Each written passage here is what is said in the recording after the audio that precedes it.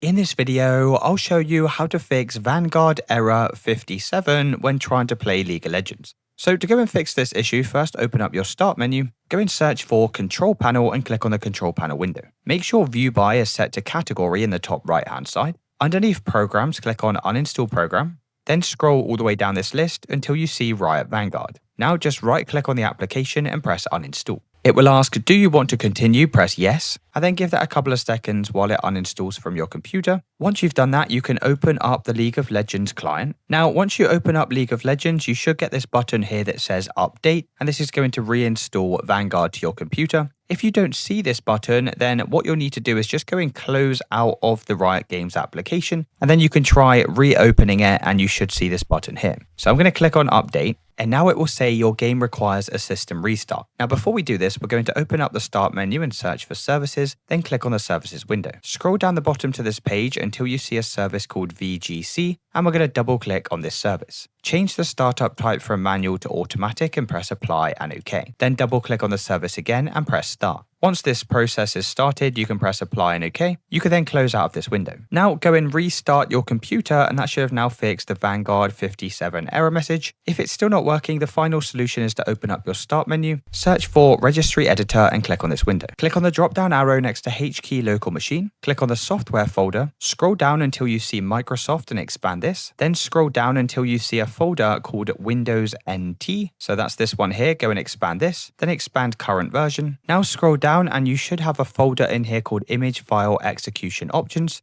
If you see a file on the right hand side called dev override enable, just double click on this and change the value data to 0 and press OK. Now if you don't see this file called dev override enable, then you'll just need to go and restart your computer and try coming back over to this folder. You can then double click on this and set the value data to 0, and that's how you fix Vanguard error 57. Let me know in the comments if you did find this video helpful, and I'll see you in the next one.